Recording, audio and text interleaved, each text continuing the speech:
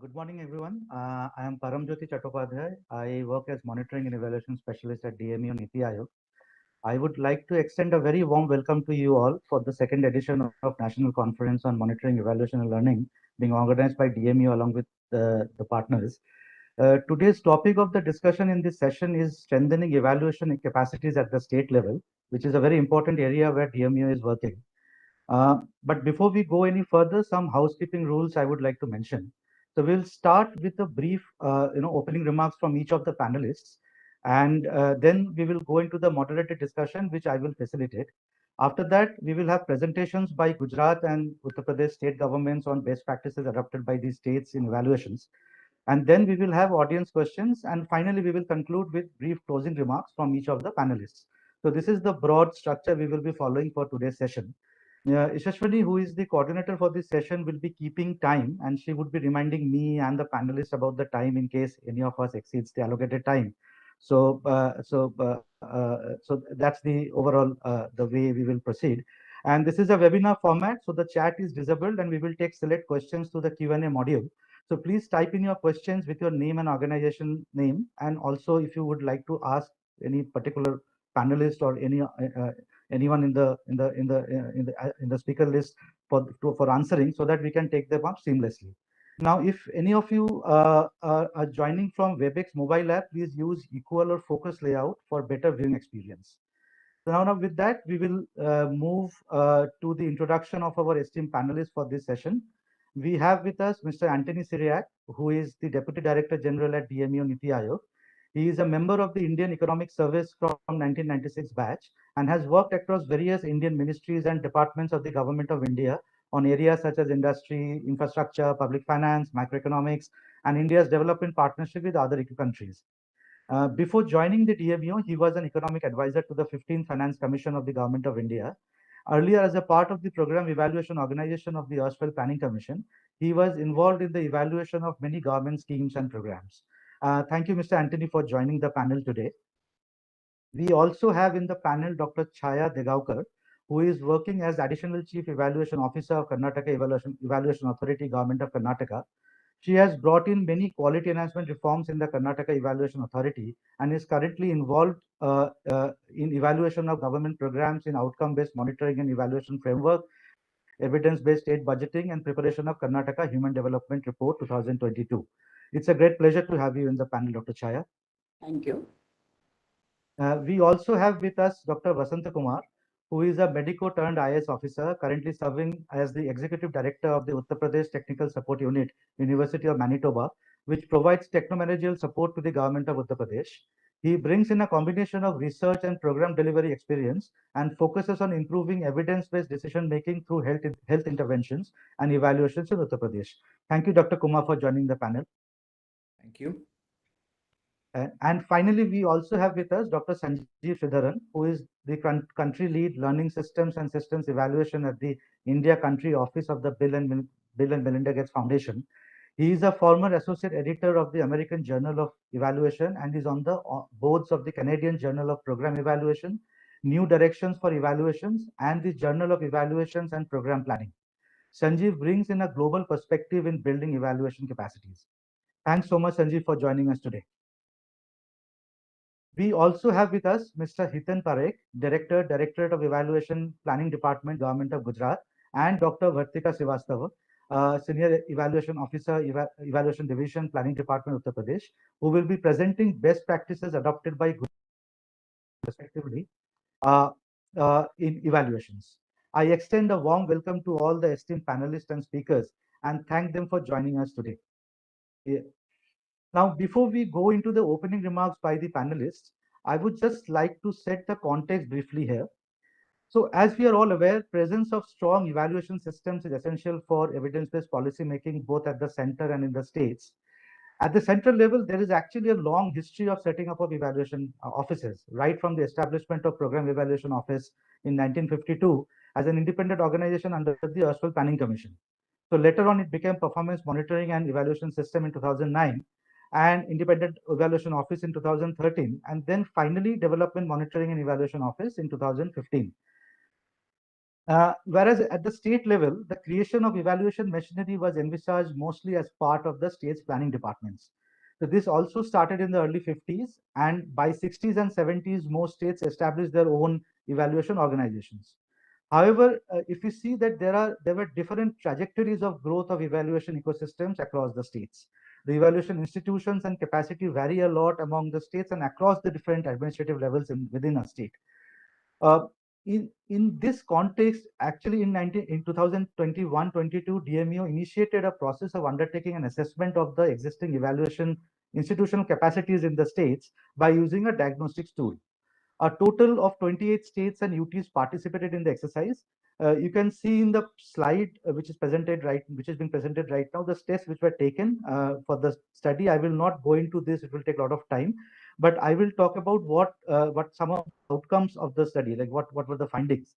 So the exercise involved interactions with the officials in the state planning departments to get a deeper understanding of the systems, the institutions, the human resources, and evaluation capacities in place, which actually showed a wide range of capacities and performances across different states.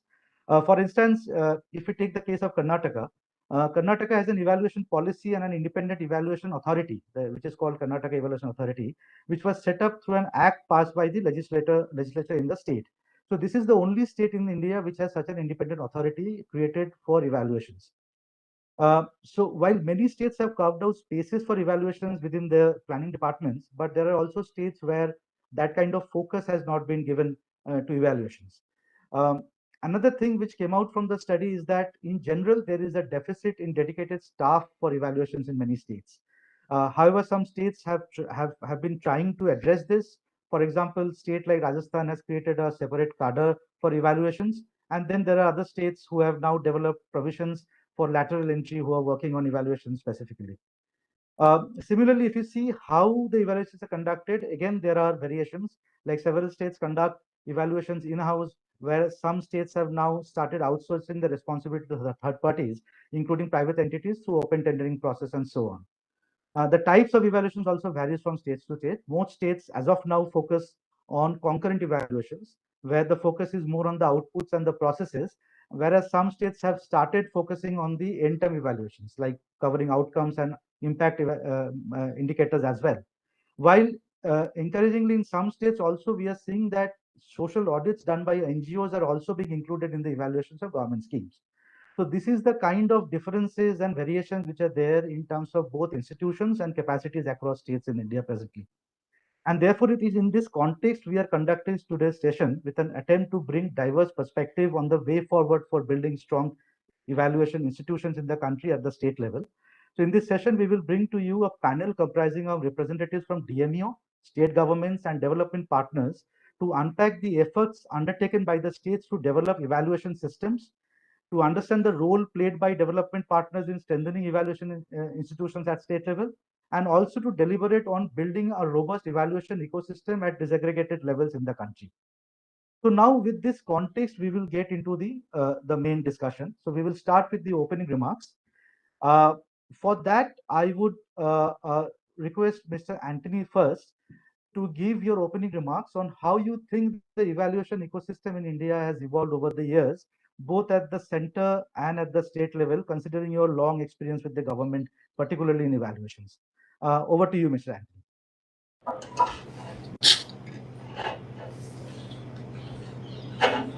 So, thank you very much for this opportunity, and it's wonderful to be part of this conference. Um, I have just three operational slides, two on history and one on status. So straight away going into the business. So the first slide is the initial beginning and growth of the evaluation system in India.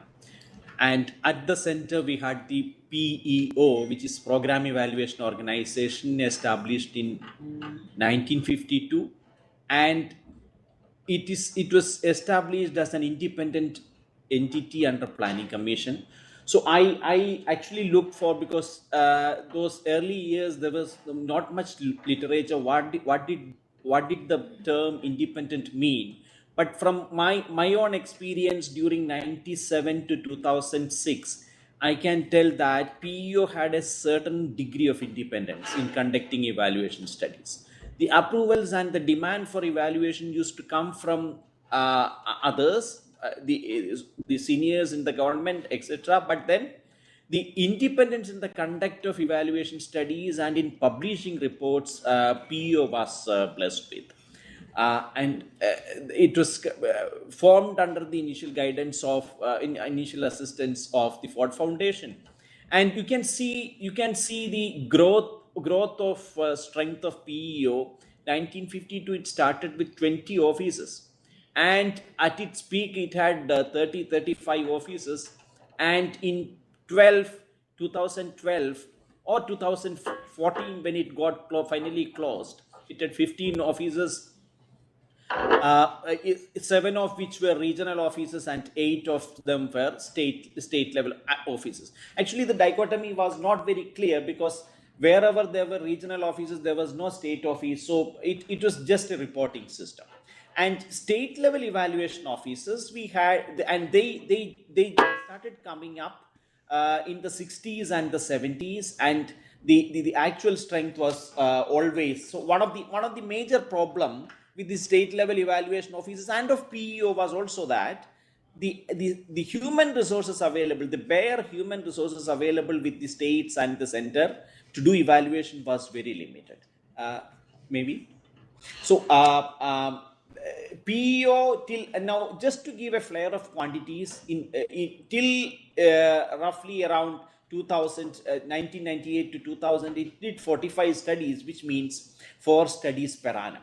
So and the remaining 15 years, from 2000 to 2015 also, I vividly remember the momentum could not be picked up, which finally led to its closure. This is my understanding. But in between, in all these vicissitudes which were happening, some studies were clearly impactful. I remember the Employment Assurance Scheme of 1999, which got accolades from all circles, and the TPDS 2004, which I was part of. I vividly remember that there were close to 20 start questions to the then cabinet minister for food and civil supplies based on this evaluation study, and the front page of Times of India reported that now bureaucracy accepts there are leakages, etc. So that is a study which gave us a lot of job satisfaction. And so moving ahead, PEO virtually got stopped by 2013, and formally maybe 2014, yeah, 15. And then there was a short-lived independent evaluation office which existed for 4 years, and its DMEO story from 2015 onwards. DMEO is Development Monitoring and Evaluation Office. And state level evaluation, state level officers, roughly the quantities per year, this may not be very indicative, but the quantities per year by an average state evaluation office is very much comparable to that of the union government's PEO, roughly 4 studies a year. And the size of the studies varied. The size of the schemes under consideration were very different for PEOs. And if I see the mutual interaction between the central agency and the state agencies, to summarize, the interaction was limited. Next one, please. So now just a snapshot of how things are now. Now, primary enablers, the demand comes from Ministry of Finance. In the case of states, it's Department of Finance. And the demand also now come from the sectoral ministries and departments. Academia also is a key enabler for evaluation. Apex mechanisms, as I said already, it is development monitoring and evaluation. No, it's the apex mechanisms are the overseeing bodies. Its mandate creation. We have a development evaluation advisory committee headed by the Honorable Vice Chairman of Niti Aayog. The committee has the represent actually all the key ministries secretaries are members of the committee, and it has given DMU a mandate for evaluation.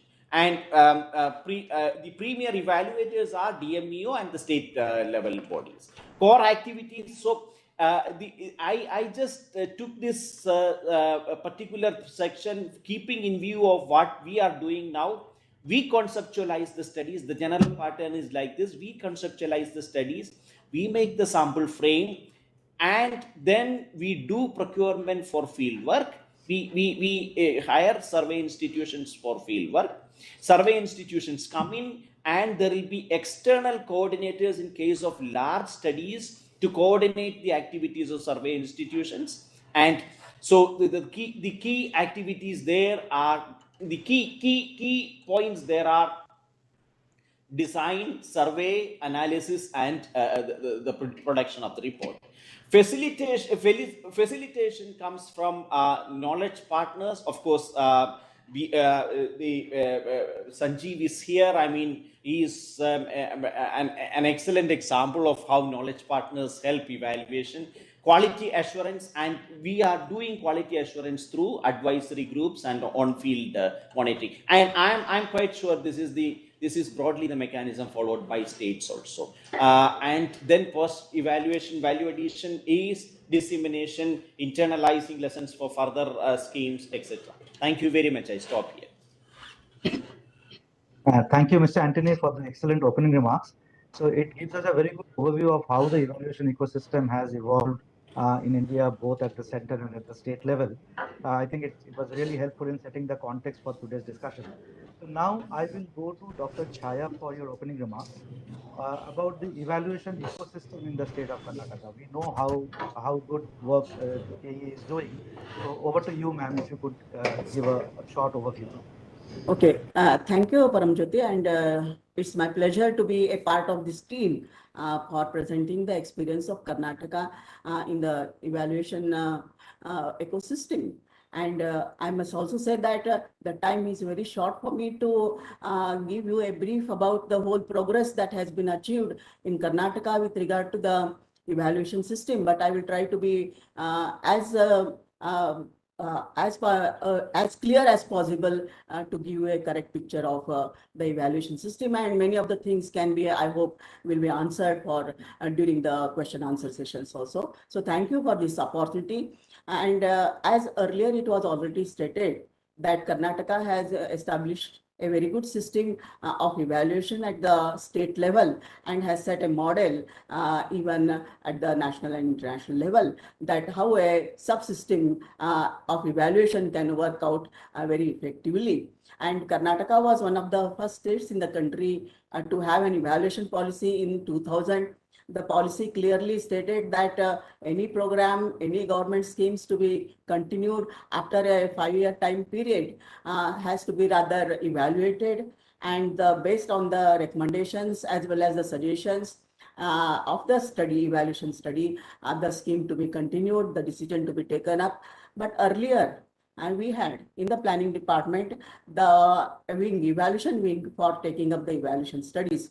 And as it was pointed out earlier, that the state had an acute shortage of human resources, especially the evaluation experts who can bring out the good studies as well as make a very clear-cut picture of what is really happening at the field level. And as a result of this, many of the reports that came were rather very general in nature, and that created some sort of, we can say, the apathy among the departments that these reports are as good as what is their normal understanding of the scheme at the field level. And therefore, it was thought that there should be some very concrete mechanism with a good set of evaluation experts and also a robust evaluation system that can help the government to take up the evaluation of the schemes and programs, and an independent assessment at the field level. And based on that, the Karnataka Evaluation Authority was established by Cabinet Act in 2011, and it is an independent society. It is the ISO certified society, and as a result of this, we find that the state has established a very clear-cut mandate for this Karnataka Evaluation Authority to take up the studies 25 to 30 per year. And we have a very institutionalized structure for conducting the evaluations. And this is a blend of, I must say, the cooperation, sustainability, as well as autonomy. So we have departments with us, we have the administrative officers with us, and we have the independent evaluation experts and the organizations with us. And we are trying to have a set of committees where all the representations are rather clearly given to provide the scope and the space for everybody to work upon. Now we have a general body that is normally chaired by the Development Commissioner. Earlier it was by the Chief Secretary. Then we have the major departments, principal secretaries as members of it. And we have the evaluation experts, we have the NGOs and the research institutions also as a part of this team. Then we have a governing body which looks into the day-to-day affairs of the Karnataka Evaluation Authority, meets every 2 months and brings about the action plans and reviews the progress of evaluation, etc. And this body also has ACS planning as a chief, the president of this governing body, and we have the experts as well as we have the members from the departments. Then we have a technical committee that looks into the technical aspects of the evaluation. All the terms of references for the studies have been placed before the technical committee for approval, and the suggestions are given to rather make the terms of references as clear as possible. And the report is placed before the committee for approval and all. We have the empanelment committee that looks into the empanelment of the organizations, which rather is reviewed very strictly. Both technical, financial, and all the aspects are taken up, and the organizations are empaneled with the Karnataka Evaluation Authority. We have the sampling committee and we have the tender evaluation committee, where for every study, when we call the RFPs, we have a technical committee to evaluate the tenders with experts from the department, from the field, and from the government as well as the KEA for evaluating the tenders, etc. And as a result of this, we find that the whole structure is so institutionalized. We have a clear-cut formats for the reports. We have clear-cut formats for the preparing of the TORs, and also the inception report and the whole time frame for submission of the whole final reports by the organizations. Now you can see in this slide that we start with normally the demand coming from either the department or suo motu from the government, that some schemes rather there has been some general opinion of the public that the scheme is not able to make a sizable impact. Then the study is referred to the Karnataka Evaluation Authority to take up the study, or the departments come up with their own need assessment for the studies. Then there are certain schemes which are mandatory by the central government to be evaluated, and also the reports to be submitted. So the departments come to the KEA for evaluation. Now we have two types of evaluations. Normally in the, I must very happily share the fact that looking at the whole concrete support given by the Karnataka Evaluation Authority to the government of Karnataka, in the recent budget last year, they said that every scheme, especially beneficiary oriented, having allocations above 100 crores to be mandatorily evaluated by Karnataka Evaluation Authority. And therefore, they said that the departments have to take up the actions with on basis of the report submitted by the Karnataka Evaluation Authority, and that rather sets the very base for Karnataka Evaluation Authority to have a vast networking with the departments for taking up the evaluation studies. And once the request is received, then we have the specialists. We have also the consultants and the subject experts with KEA, which are formally invited every time for preparing the terms of references and all. We see that, especially we must say that terms of reference is a very, very important document. And if we have a comprehensive terms of reference, automatically the study report will be a very comprehensive and good, as well as critical and ground to the realities in the set. So we take a lot of care in preparing the terms of references for the study. And once it is prepared, then the request for proposal is placed in the e-procurement as per the Karnataka Transparency in Procurement Act 2000. And then we invite the tenders.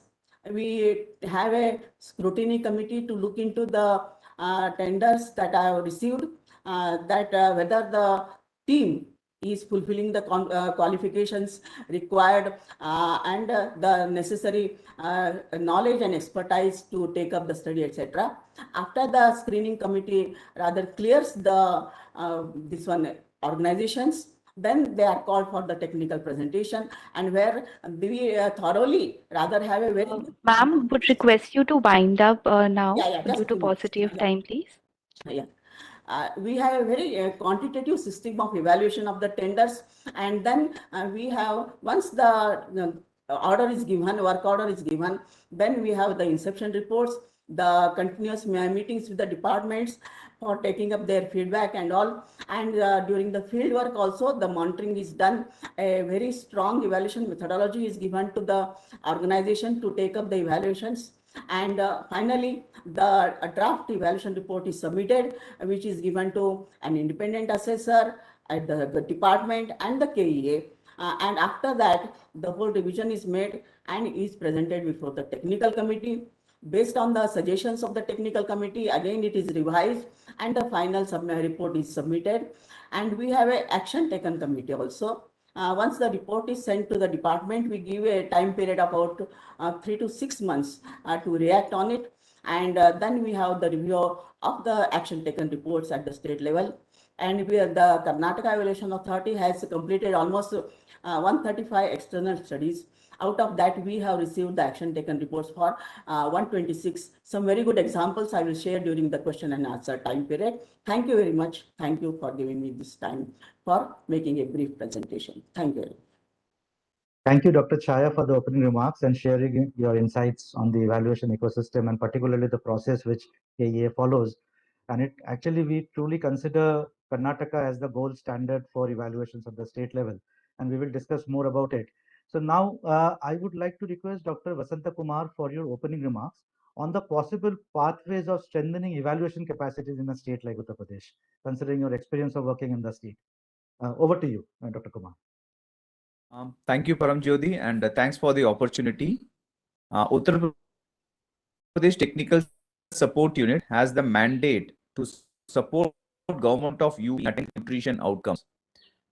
Here, I would like to kind of present Karnataka, which has taken a very systematic approach. Here, I would like to kind of impress during this presentation how a catalytic role can be played in creating systems that can possibly do monitoring and evaluation. When we started, there was only paper-based system.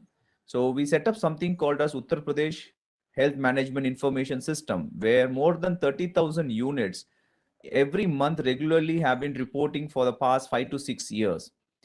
This has created the environment where data is being created and data is being looked at.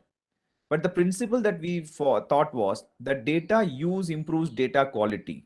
Apart from setting up structures like validation committee meeting, data quality audits on a periodical basis in all the 75 districts, to enhance data use, we started something called as health dashboard with only 14 parameters.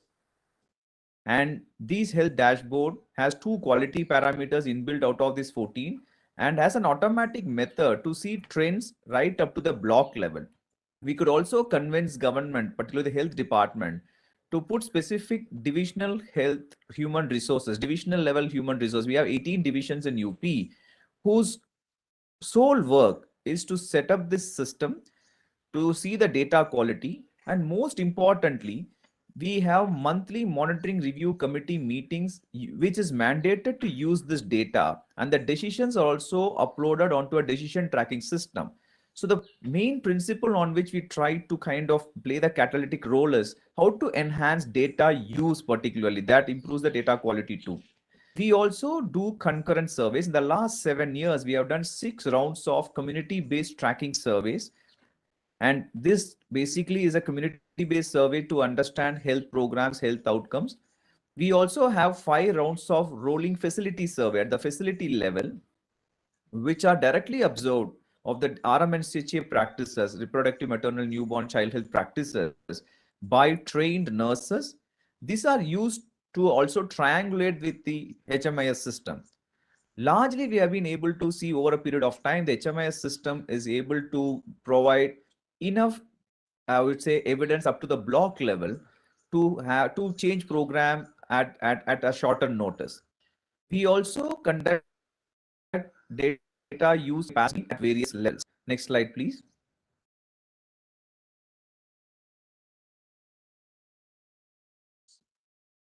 Next slide, please. Am I audible? Yes, yes, you are audible. Next slide, please. Yeah. Yeah, thank you. So we use a simple framework, because when we discuss with government, complex terminologies don't work either in our program or in our evaluation or monitoring. We just use whether it's an availability gap, whether it's a quality gap or a utilization gap. So we use something known as availability, quality, utilization gap. We see whether there is heterogeneity. Basically, one easiest way in this system is to find out geographical heterogeneity, or maybe even linking it with the socioeconomic heterogeneity. The difficult piece is we don't have unitized data to see gender-based inequities and other things. So this system goes up to the initial steps to at least go up to the geographical level heterogeneity.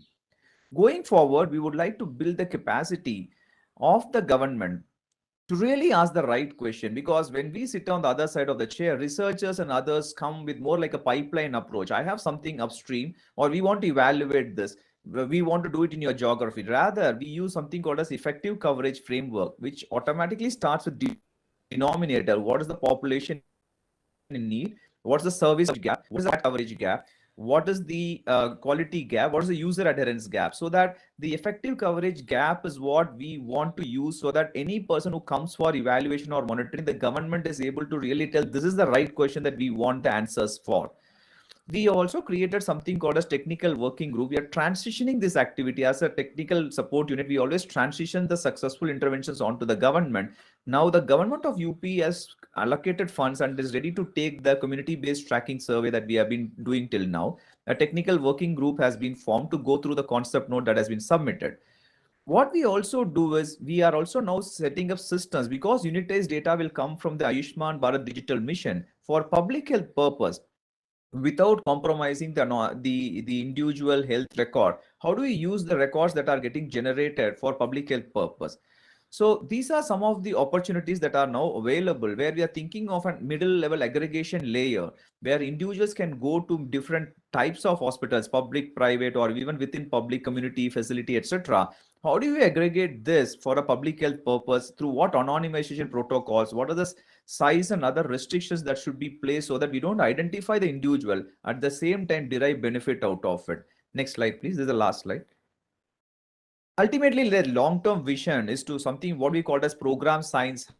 We already have national level collaborations with NHSRC. We have UP. We have got innovation hubs in Madhya Pradesh, and we also the Karnataka Health Promotion Trust, the Karnataka Technical Support Unit. We want these programs to throw up the questions. Otherwise, the questions are coming more like an upstream pipeline. Whether it can be an evaluation question, it could be a real problem that the program science hubs faces. That is, say, for example, and a specific example is reproductive maternal child health. In community platform, we are not able to measure our T3, T4, or TSH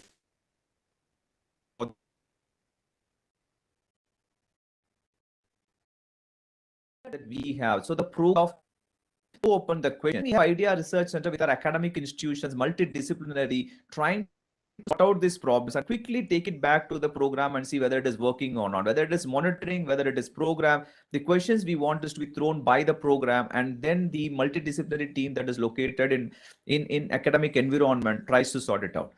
I'll stop here. I thank you very much for the opportunity. Thank you, Dr. Kumar, for your opening remarks. You rightly talked about the importance of improving data quality and building evaluation opportunities in real-time sense. So these are all very important points. We will talk more about this during the moderated discussion. With that, now I would like to request Dr. Sanjeev Sridharan. So Sanjeev, you have been working for a long time with several partners, both at center and at the state level.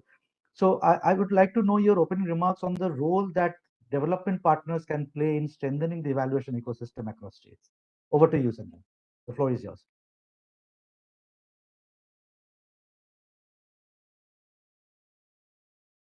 That's great. Now you can. No, firstly, thanks for the opportunity. And let me start by actually saying how amazing it is for me to be part of this process that DMEU is leading. I've spent the last week, at least a few days here, and the energy here is absolutely fantastic. I do want to call out Dr. Bonu, Anthony, Shailendra, Shweta's leadership. I also want to call out both I want to plug the compendium that came out just yesterday that Urvashi and Ashish led. These are important developments in evaluation capacity building. Having worked in US, Canada, and UK, and having worked with different states, let me start by saying the opportunity you have out here is to carve out your own paths. What I can tell you from the US is Washington, D.C. cannot tell a state like Virginia what to do in terms of building evaluation capacity building. London cannot tell Edinburgh what to do. Ottawa cannot tell Toronto what to do. So this idea of actually building the problem you've taken, and I work with international partners, many of who were responsible for building capacities at the central level in the US and Canada, they look with amazement at the kinds of interactions and relationships you've already sought out to build. So as we think about a framework, I'll be making more detailed comments. It's important that your diagnostic work focuses on problems, perhaps in some cases assets. But as you seek solutions, it's important you don't do a linear mapping of the problem to the solution, because often the mapping itself is a little bit more nonlinear. The framework I like to think about is to think about what capabilities are you trying to build at the state? How do you build opportunities for evaluation? And here's the important one, how do you build motivation for evaluation? Too often the human resource problem is cast as a skills problem. I think that's wrong. You've got to, first and foremost, build salience, that building a culture of evaluation is going to lead towards something more productive. It's not purely a resource problem, not purely a human resource problem, certainly not purely a skills problem. Actually demonstrating how evaluation can make a difference in different states, etc., becomes really, really important. So as we think forward in terms of potential partnership structures, etc., I think I would start with exemplars. I would start from an assets perspective. Here's what Karnataka, here's what UP, I work very closely with Dr. Vasant. Here's what UP is doing tremendously. And here are the implications of the bold experiments that UP has done for Meghalaya. I would try to build in an exemplar-based dialogue rather than just simply, here are the skills deficit that I see in this state. So I would start there. The other thing you've got to think about is pay great attention to context. There's a difference between the context of UP and the context of Meghalaya. And how do you build this dialogue in a way that actually uses context as an advantage, not a problem? That's a really critical challenge. The other part of framing your problem is there are different kinds of capacities needed. One is the capacity to do, the other is the capacity to use. It's vital as you cast out a program of work at the state level, you make a difference between the two. Further, the use capacity at the different parts of an evaluation cycle might be very different. A few more comments. Just delighted to see the work that's growing in UP, and I happen to have the pleasure of working very closely with it. But I want to push this idea, it's not just about activities that partners like BMGF or the UPTSU do. It's about the learnings of the actual folks in the ground itself. That also means as we think about this, we move beyond a purely techno-managerial point of view towards asking questions on culture. And culture goes beyond data availability, data quality, etc. So how do we operationalize culture becomes an important issue as we think about different partnership structures. That also means, as we think about culture, we also pay great attention in our evaluation capacity building work on language. Too much of our work tends to be in English, and that tends to be the language I'm proficient in. But there's no reason why, with the diverse networks we have, we cannot use language as a very important instrument of building this culture. Now, coming back to the heart of the question, I'll wrap it up in a minute. It's critical as we think about an ecosystem, we're thinking about a distributed network. What the mistake that's happened in the past, I'll be talking about other international examples, we end up investing in one organization, when often that any organization has only one kind of capacity. You might have an organization that knows how to collect data and may know how to run statistical models, but might be entirely rubbish in actually understanding systems or understanding processes or understanding sustainability. You have to think about what should be the distributed network that would comprise some universities, community groups, consultancy firms. I also want to plug the tremendous work that evaluation networks like the Asia Pacific Evaluation Association, the Evaluation Community of India are doing, and the young and emerging evaluators are doing as part of this network. So as you think through a program of work, think about this distributed network. Vital part of, if you're really sort of trying to build a culture of evaluation, you've got to build excitement. It's not, again, just purely about skills. And so I would love to think about how we twine an experiment in UP with an experiment in Meghalaya, for example. How can we build a study of context along those lines? Further, I think India has the opportunity to be an international leader in evaluation methodology, given the vast amounts of technical skills available, vast amounts of interest in thinking about culture and heterogeneities, to use Vasant's words.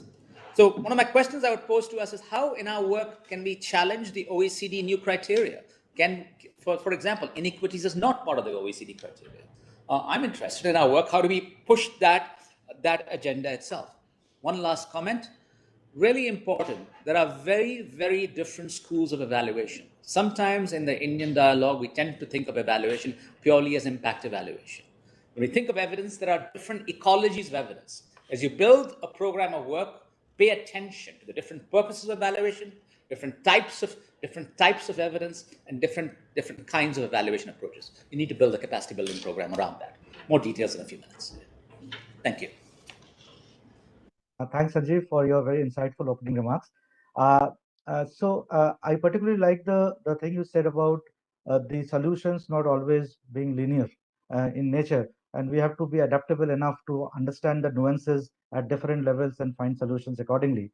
And also, just to inform one thing, that you mentioned about the OECD framework where the equity parameter is not there. In our evaluations in DMU, we are actually including equity as one of the parameters there. And also the recently added the coherence parameter also we have adopted now. So in the all recent evaluations, we are including coherence and equity. These are the two parameters which are added on the OECD framework. So with that, we will discuss more on this in the moderated discussion. We're running a little short of time now. So I will now we will go to the moderate discussion. So for this discussion, I would first go to Mr. Anthony. So, Mr. Anthony, you talked about the evaluation ecosystem and how it evolved in India, and you were part of that worked from 1997 to 2006 there, so that's almost 25 years back. So, so the question is that what were the major challenges faced by the evaluation organizations then, and what are the current challenges or needs or gaps you see in the evaluation systems now? So, what has been the changes over the years? If you could throw some light on that. Over to you. Thank you.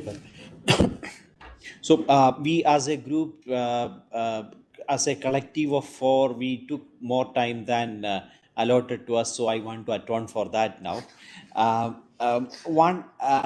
All the challenges, everything that can be imagined by a public institution, every challenge was faced by all evaluation institutions in the country. Manpower, dedicated expertise, logistics, you go to the field, how to hire, all those things. But the whole thing boiled down to one challenge. It was lack of demand. If there was demand for evaluation, all this would have fallen in place, which is now happening. So if I am asked a single point difference that should make is create a good set of evaluation studies painstakingly, search for purchase within the government. One will get a purchase from somewhere, not perhaps from all the ministries. One will get a purchase, ideally the Department of Finance, and then you are on autopilot mode. Thank you. Thank you, sir, for the brief and precise answer. Actually, you raised a very important point about creating the demand for evaluations. We have certain, I have certain questions on that. We will turn to the panelists subsequently. So before that, I actually would like to go to Dr. Chaya. Dr. Chaya, in your opening remarks, you talked about how the evaluation ecosystem is working in Karnataka, particularly in light of the KEA. And I know about the very good work being done by KEA in terms of giving inputs, policy inputs for certain schemes. Like the immediate example that comes to my mind is MDM scheme, the evaluation which you have done, and then Bhagalakshmi. So if you could throw some light on how the creation of this independent evaluation authority helped in evidence-based policy making. Does the work which you are doing, the evaluation outputs which you are gathering, is it actually going into the policy making? If you could throw some light on that, and also some of the major advantages and challenges of such an independent entity at the state level. If you could talk about these. Yes, sure, please. I must say that, see, Karnataka Evaluation Authority, being an independent authority, has been able to bring out what reality is there at the field level. We have completed so many studies, and in recent years, especially, I must say that we have such a robust methodology of the catching the field level situations in the studies, that the departments are also feeling that yes, this is what really is happening at the field, and we are not able to get the exact outcomes that we are rather expected to get from the schemes, etc. For example, we said that we have recently the evaluation of the midday meal scheme in Karnataka state. And based on the sample, it was estimated that about 2 lakh children in the government schools come to the school without breakfast. And the milk that is offered in the school is the first breakfast for them. And based on that, now you will find that in the recent budget, the state government is now offering the breakfast scheme in the critical districts of the state. So that is how we find that even our ease of doing business in Karnataka, the best report that was prepared by the KPMG and based on the realities of the field has enabled the Industries and Commerce Department to bring out many changes in their whole portal and how to make it very investor friendly and all. The process is going on that way. So we will find that the best studies that we have been able to give to the government have provided certain policy inputs. And one last thing that I must say that we had in long back the Nanjundappa committee report, which rather stated about regional imbalances. And after that, evaluation was done by the Karnataka Evaluation Authority, where we said that not much progress has occurred despite of the flow of resources in these districts. What is the cause? The root cause is that the allocations are made only to the infrastructure works and all, and the basic human development dimensions are rather not provided allocations adequately. And you will find that we have pointed out with the help of the analytical institution associated with KEA that there are 93 talukas exactly falling below the state averages in many of the education parameters, 1 or 2 talukas in the health and nutrition parameters and all. And this you will see in the budget para 88 of Karnataka state, that the recent budget has said that we will focus on these talukas, etc. So that is the advantage of having an independent system that can speak very fluently what is the reality at the field. But as you said that in the beginning, we too had a lot of difficulties in establishing the rapport with the departments, making our schemes and the results and the recommendations convincing to them at all. And we have been able to make the footmark, which we will share in the next few question answers, that how we were able to make a mark over the Government of Karnataka and the departments to accept the evaluations and create the demand for evaluations also in the whole system. And the challenges, as you said, was basically with regard to the data and how to improve the quality of the data. And we are now very seriously working on improving the quality of data, which I will also share during the question answer period. Next. Thank you. Thank you, Dr. Chaya, for your response. It actually explains quite a lot in a way that how the evidence which is collected during the evaluation is getting into the policy making. You particularly mentioned about the MDM scheme, which I read in the essay which you had contributed in the compendium, which was published by NITI. And it's a very good example and which actually showcases the importance of having a very good systems of evaluations in the state level, how it can improve the delivery of schemes as well. So these are very valuable insights, and thank you for that. So now I'll go to Dr. Kumar. So Dr. Kumar, you mentioned in your opening remarks that Uttar Pradesh felt the need for timely availability of quality data, particularly for the work you are doing in terms of the health programs. So can you please share your experiences in improving the data architecture and evaluation ecosystem in the state through partnerships? The floor is yours now, Dr. Kumar.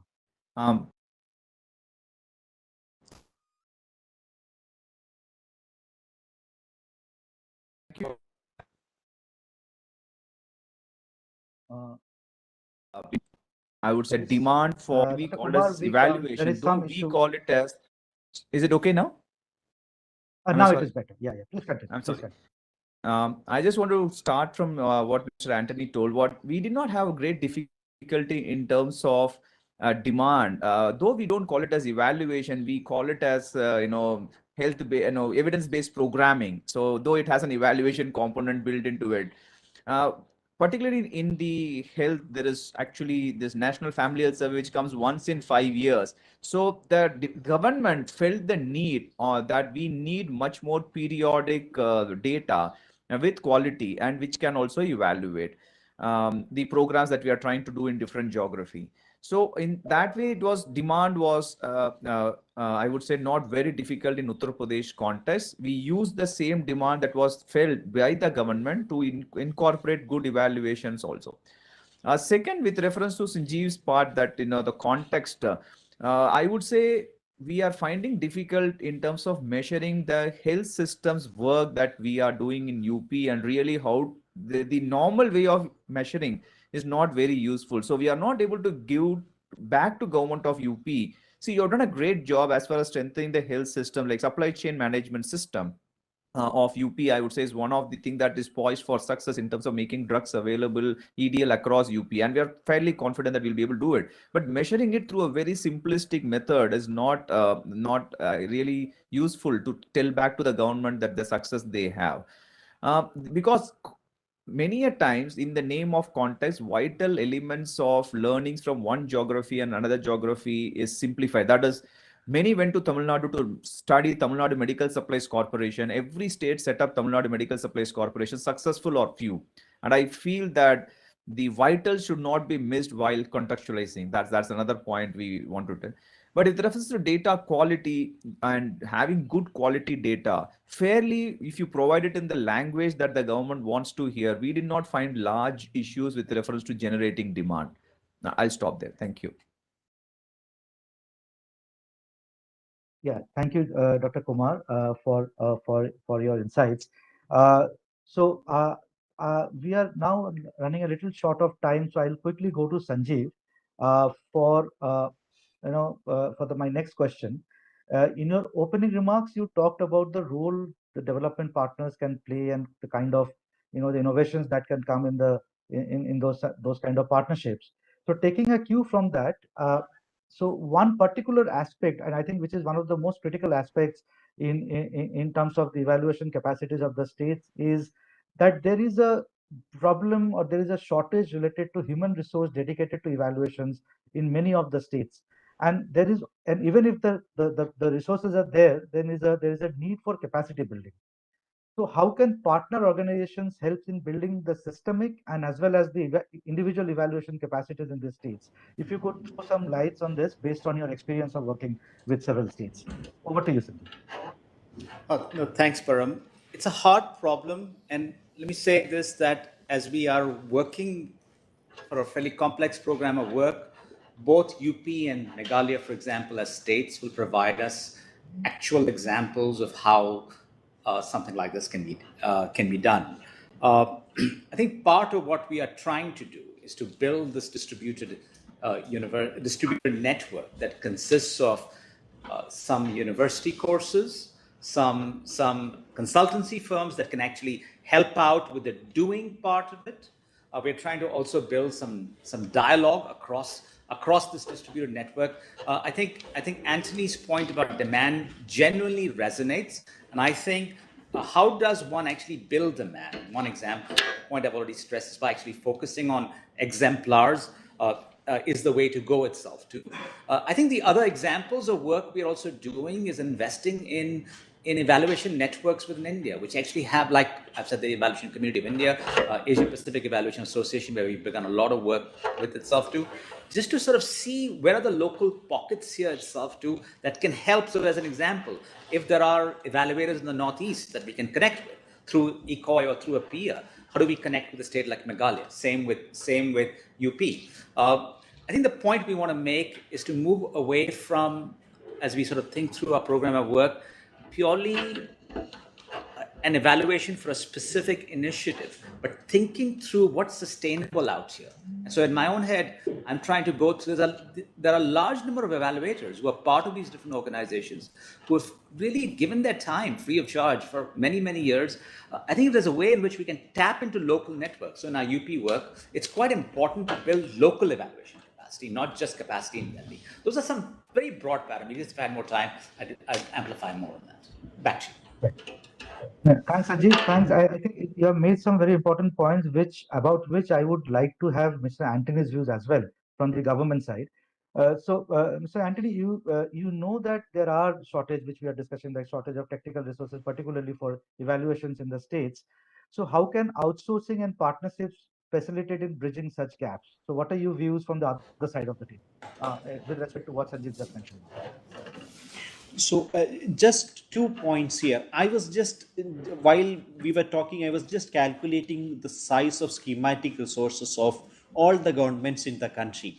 My own estimate is that for union government, it's around 15 lakh crore. And for the state governments as taken together, it should be around another 12 to 15 lakh crore. So it's 30 lakh crore put together. And if I get a commitment of 0.1% of that 30 lakh crore, it is a 3,000 crore budget for evaluation. And if I divide by 3,000 by 30, the DMEO gets 100 crore. And in my wildest of imaginations, we will not be able to spend more than 100 crore for evaluation. We can be very impactful. So there is no dearth of resource. Hence, hiring is the way. Hiring is the way. Outsourcing is the way. All kinds of partnerships, outsourcing is the way to foster evaluation. Thank you. Mr. Anthony, I think the discussion so far has been very interesting, and we could have gone on and on this, but every good thing comes to an end. And so I think we are now running short of time for this particular moderated part of the discussion. So now, actually, I would request Mr. Hitan Parekh, Director, Planning Department, Government of Gujarat, to make the presentation on best practices being adopted by Gujarat for evaluations. Over to you, Mr. Parekh.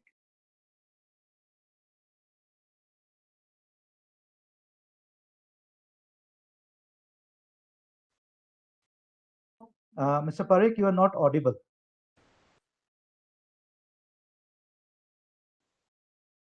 I think there has been some technical issue. Mr. Parekh, can you hear me? You are not audible.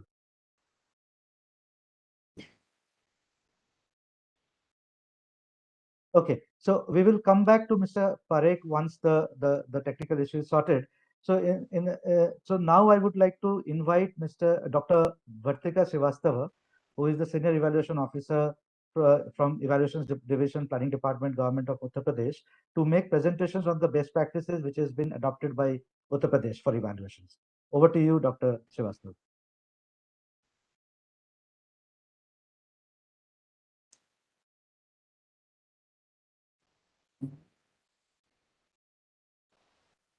Dr. Srivastav, can you hear me? You are not audible.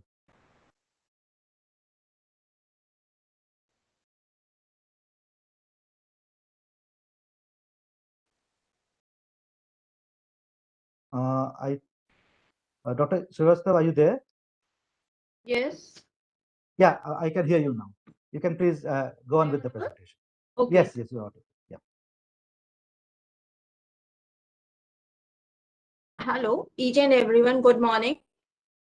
And a special thanks to Shekhar sir and SP Shrossa sir for giving an opportunity to Uttar Pradesh to put the best practices ahead in front of each and everyone. In Uttar Pradesh, we have the evaluation division from 1965 onwards. And till date, we have done about 800 evaluation studies, and most of the evaluation studies have been around for agriculture aspects, education, health, power, irrigation, and rural development.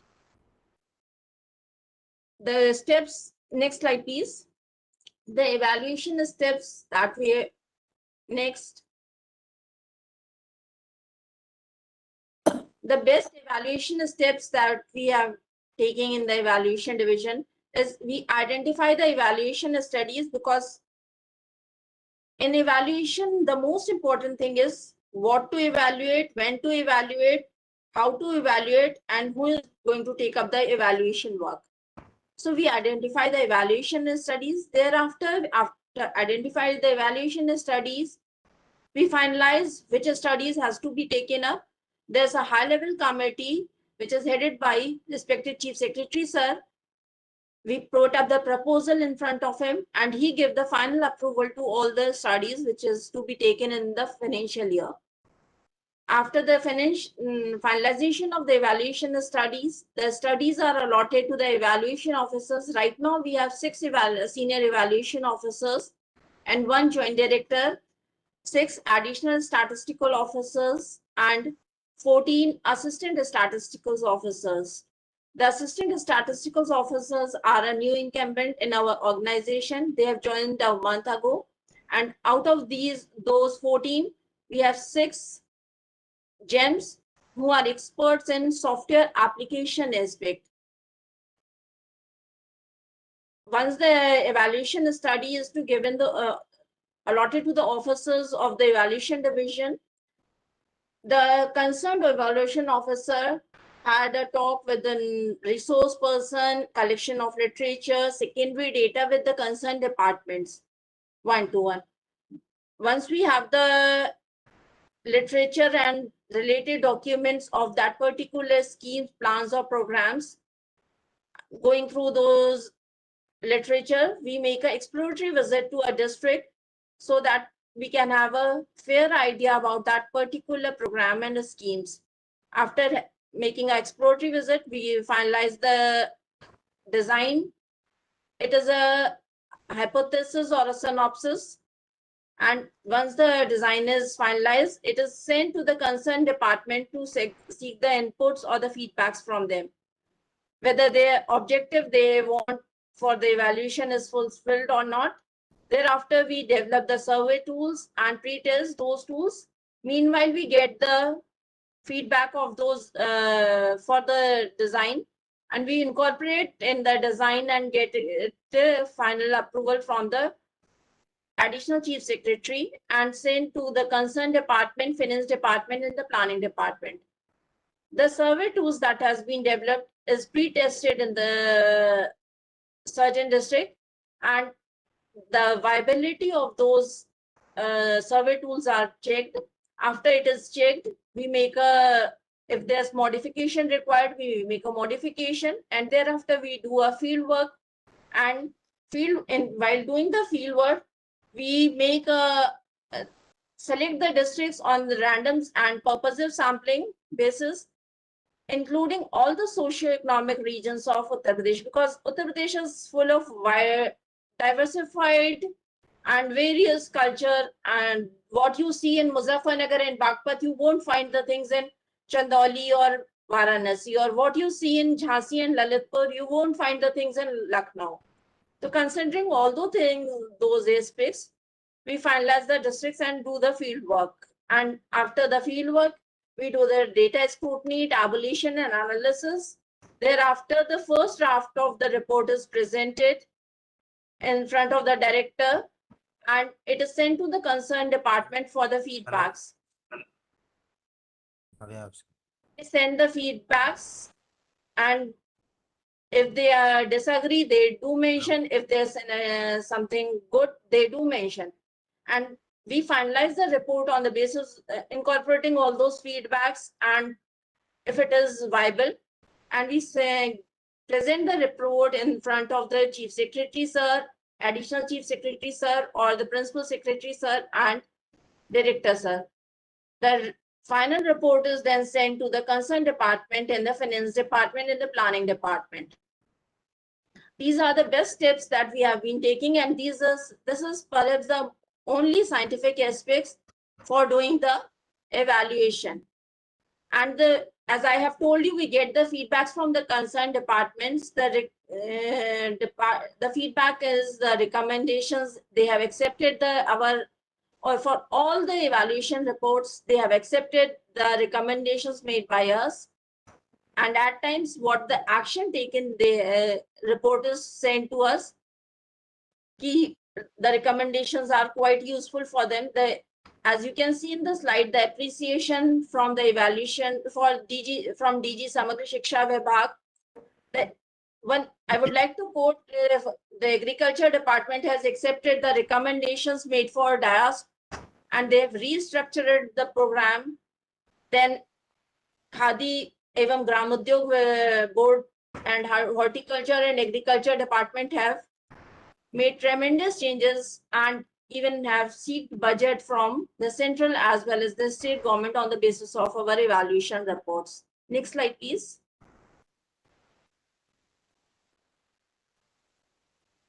To enhance the evaluation process, because evaluation is always useful in decision making, desirable change, and for development of any state, any country, and any organization. There should be a uniform policy from center to state. As is always been said, evaluation comes from the top to bottom, not from bottom to top.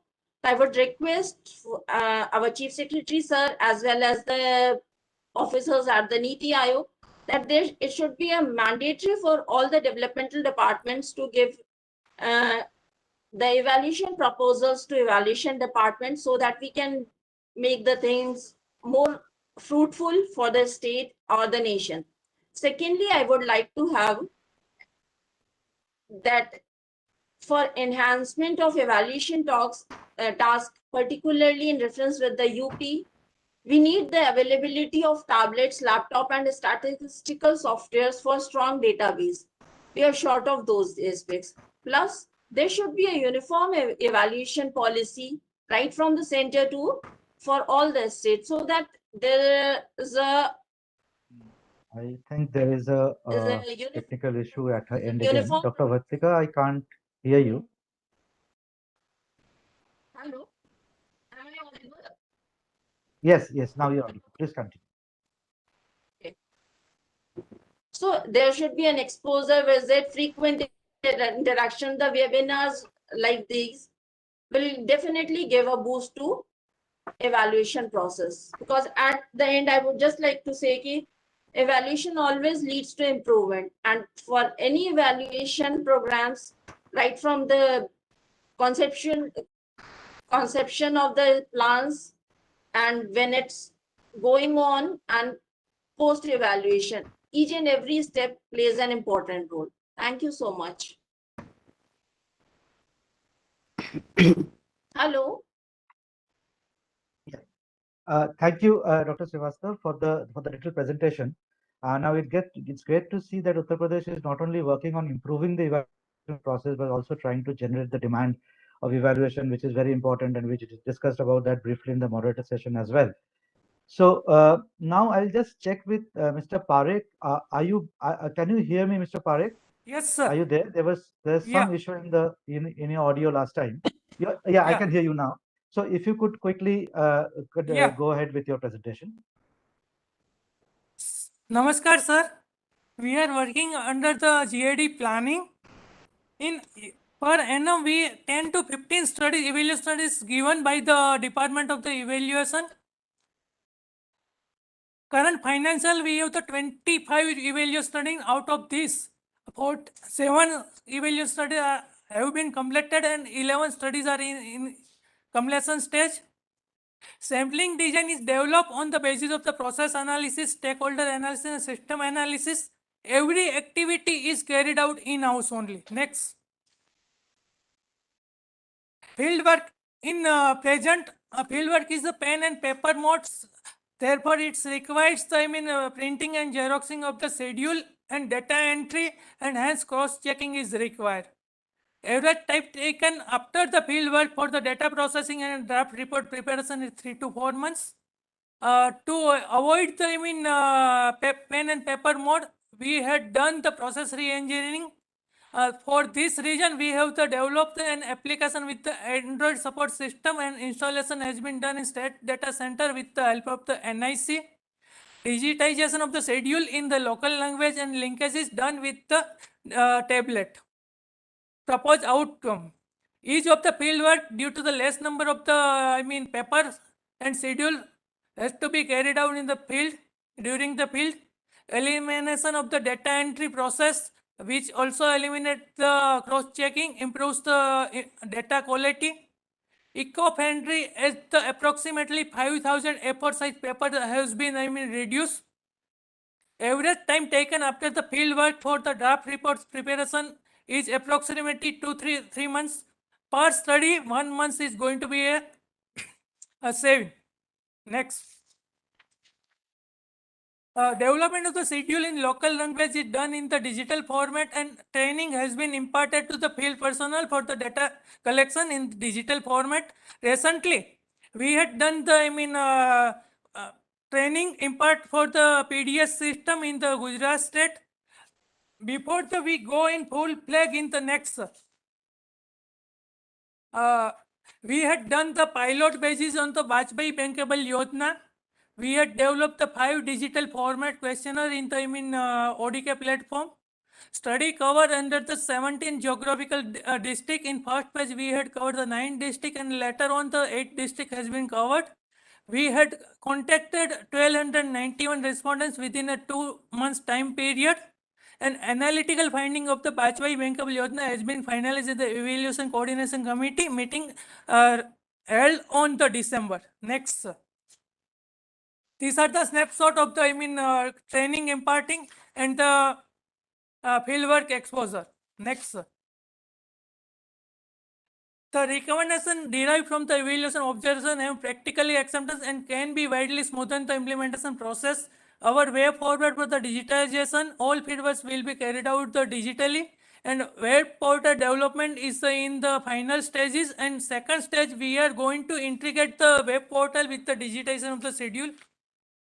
Next. At present, we had done the one multifaceted jail reform study in the Gujarat state. Jail reform has the multifaceted as the, so for that reason we had done the process analysis. Sampling design is developed on the basis of the process analysis, stakeholder analysis, and system analysis. Prisoners are the integral part of the criminal justice system. The management and administration falls inclusive under the jurisdiction of the state government as per the 7th schedule of the Constitution of India.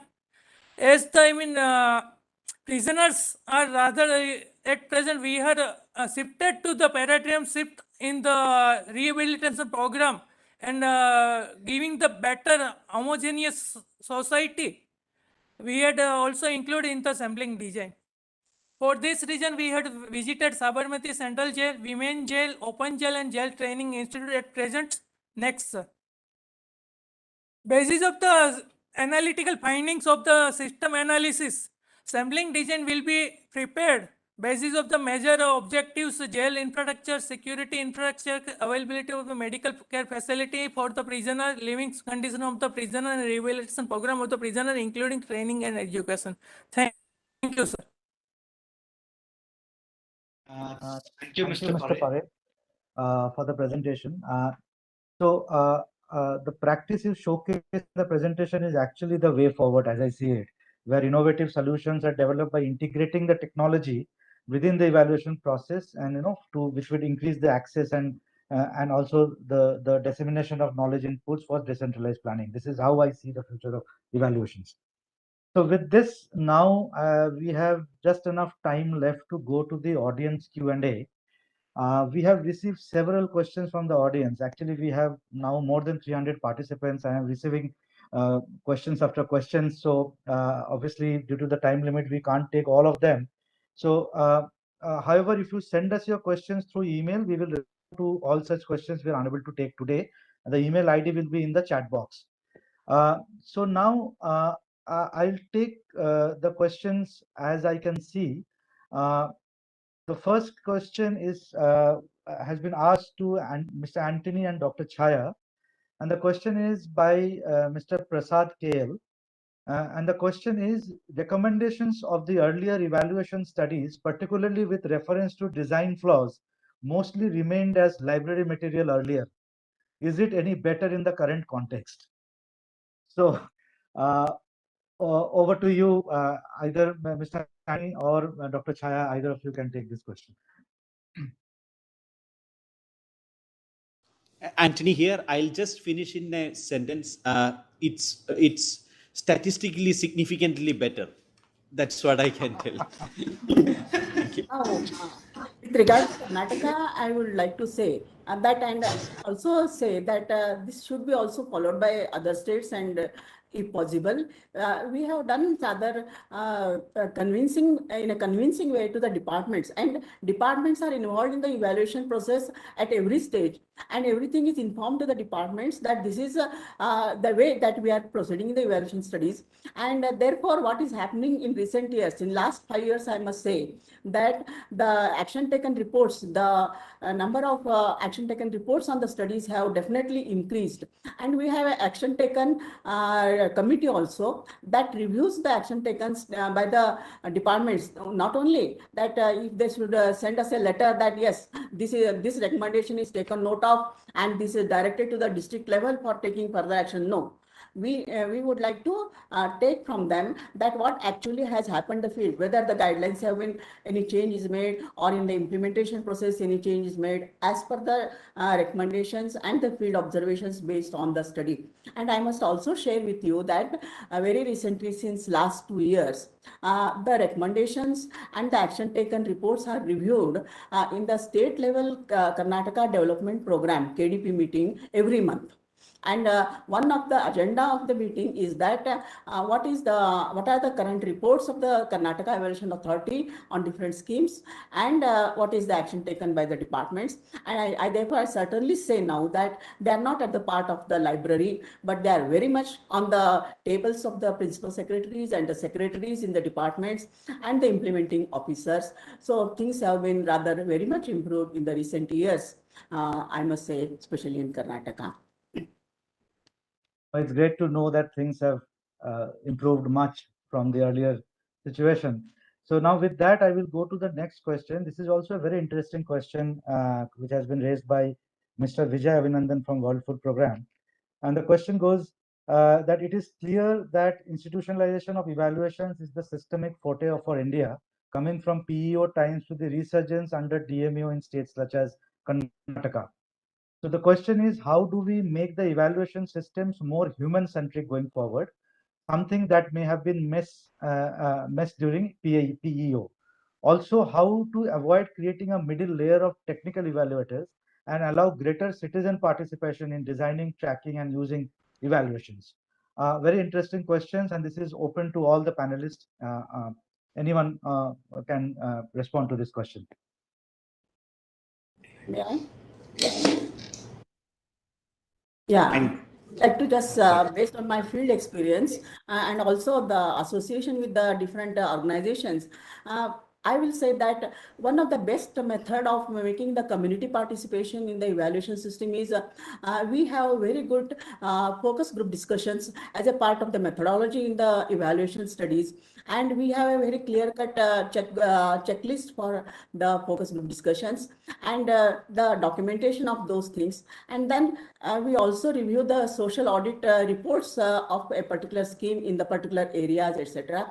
And there has been rather a lot of participation and discussions with the NGOs in the field, that what is their experience. In fact, we say that take up some case studies where NGOs are also doing very better interventions in the field and are able to improve the outcomes of the programs, etc. And some of them have been brought out in the study report also, that such NGOs are also with the community participations are doing very well, and it's very possible also because now the community is also becoming very much aware of that, and it is through NGOs also we can have better rapport with the community to get the realities. And many of the things that you are not able to trace out during the individual interviews of the sample beneficiaries, many of these things will crop up in the focus group discussions. And therefore, I find that this is a very good methodology. And we have the interviews with the progressive farmers, for example, if it is a study for agriculture, etc. Progressive farmers and the leading groups in the villages. For example, for midday meals, we have very much discussions with the SDMCs in the villages, etc. So it is possible, and it's very interesting also that when the communities really participate in your evaluation processes, you are able to catch out what exactly is happening in the field. And but I say that this qualitative process has to be monitored very effectively, unbiased way, so that we can bring out the results in an unbiased way. In fact, I must say, if given 1 minute time, I will say that we had a study on the superstitions in Karnataka, which later led to the passing of the act on the prevention of superstitions in Karnataka. And I will tell you that the study was done by a sociologist, Professor Karant, a very well-known sociologist, and the field interventions and the actual field observations, as well as the community participation, was really great in the field, and that could bring out how the different practices in different forms are still existing and in what way that can be controlled. So that type of community participation is really very important in bringing out the results. Thank you. Can I come in? Yeah, please, Sanjeev, go ahead. Great question, Vijay. I think for me, it's not just a question for India. It's a question that the field, I'm involved in multiple international dialogues. We struggle with exactly this human-centric notion. Most of evaluation tends to be quite mechanical and quite technical.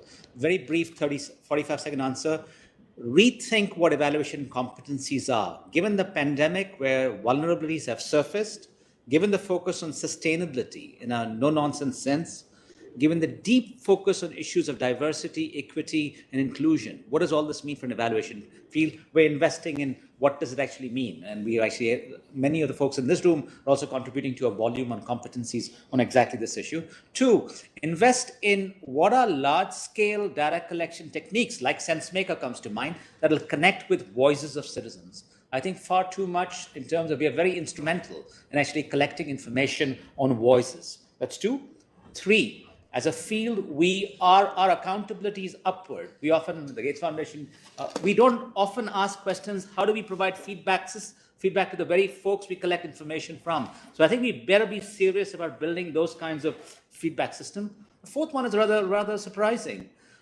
We raised a dialogue exactly around these issues. The number one issue that came up was on the ethics of being an evaluator. I think too many of us in evaluation are not trained in what's good ethical practice. And I think we are trained in how to produce good products. Our training in how do we create ethical processes leaves a little to be desired. As we have a chance to rebuild the vision for evaluation, I think that's a really good place to start in terms of thinking about human-centric work. Over.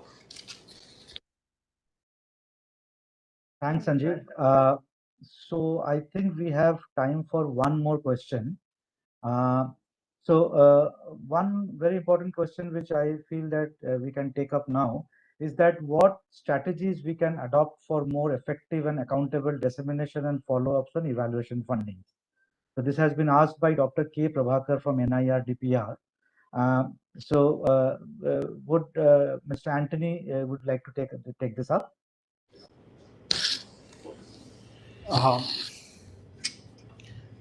The primary first order stakeholders of evaluation studies are implementers, and the implementers are the union government and the state governments. So the mechanisms for dissemination with the union government, I'm fairly clear about that.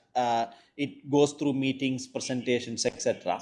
But the challenge lies in producing quantities. I should also focus on, as an evaluator, I should also focus on going to the states, making presentations on state-specific conclusions. And there the challenge is that I have also state representative conclusions. So this is how I would think of disseminating conclusions among the institutions. And for the wider public, it's all about transparency. I disseminate my findings transparently. Okay. Anyone else would like to respond to this question? Sanjeev or Yeah. Dr. Chaya, Dr. Kumar? Yes. I also feel that if your recommendations are very specific and having action points, it becomes very easy for the departments also to understand the implications and take up the actions for this one. For example, I will just share with you very recently that we had a study on the Road Transport Corporation of the Karnataka state. And the study clearly brought out that, that there are some modern technologies that can be rather introduced in the transport system, which will result in the cost saving. And very clear-cut cost benefit analysis was made stating that if you simply introduce the ERP system in the buses, then you can save the 25% of your administrative cost. And it was very clear to the department that they can take up these type of things and thereby reduce the cost and increase their sustainability and profitability, etc. So if your recommendations are very clear, then I think that it makes also the departments to rather take up them. And second thing is that it also depends upon, I must say, the zeal as well as the commitment of the higher level officers at the department level, that rather makes the lower level officers also to take care of it, and that awareness is certainly growing on with the recent time period. And proper training, capacity building, I think is a very important aspect that will help us for further effective implementation of the thing. Thank you. Thanks, Dr. Chaya, for your response. Sanjeev, I saw you wanted to say something on this. Yes, firstly, I think Dr. Vasant is one of the most championed disseminators I know. So, and the only one sentence comment I would make is, evaluation is a form of storytelling. And I think too many of us are not trained in communication skills. Too many of us think that the larger the number of slide decks, somehow that's greater knowledge.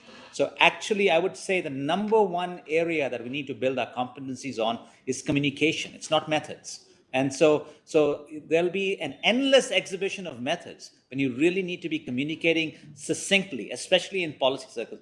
There's a reason why there's not an uptake of evaluation often. And that's often because our stories leave a lot to be desired. Let's call a spade a spade. Dr. Vasant. Just to add, we need to build credibility with the implementers to give honest feedback. And for that, certain principles like embeddedness, long-term relationship, being partner, this request. So anyone who just comes with finger pointing and goes back after a few days is, I would say, detested by any implementer, me being an implementer myself, because I know how difficult it was to implement it per se. I may be wrong in doing it, but I know the difficulty of that journey. So I would, the one thing that we need to think is, how do you create this ecosystem where we are not like suitcase coming and going, rather than we are felt as being an important cog in the wheel, that I bring back value to them without a finger pointing attitude. What I think last 5-6, at least I've been in 3.5 years in UP. The one thing we avoid is we don't differentiate between us and the government. we think that we are part of it in terms that if something is going wrong, I don't tell you have done wrong. We think we may require to do something different. So that's the language that we have been trying to do it, and that has, in my view, held a large amount of space for honest discussions within the government. So if you really want dissemination, even with the primary stakeholders, and then expanding it beyond the geographies, we need to adhere to certain principles, which is again similar to ethics, which is very well brought out by Sanjeev. We need to also discuss as a group what are the principles and processes that we need to adopt for successful dissemination of results within geographies and even beyond geographies where the evaluations happen. Thank you. Thank you, Dr. Kumar and Sanjeev, for your responses. So now we are totally out of time, so we have to close the session now. So we had a wonderful discussion covering topics such as evolution of the evaluation ecosystems at the state level, the challenges therein, how partnerships can help develop the evaluation capacities in the states. We also talked about the practices which the states are following. And also, finally, we talked about some of the way forward, for some of the interventions which can be taken up. I hope the members of the audience have also enjoyed today's discussion. I thoroughly enjoyed it. With this, I would like to convey my sincere thanks to the esteemed panelists and speakers for sharing their insights and wisdom. And I also thank the audience for attending and actively participating in the session. I saw more than 300 people in the audience. Thanks for your participation. And we have an exciting schedule lined up with the next session on designing inclusive evaluations to be responsive to outcomes for children, adolescents, and women, starting at 11:45, that is 15 minutes from now. The link to the session is posted on the Q&A box. We look forward to your participation. Thank you. Thanks, everyone.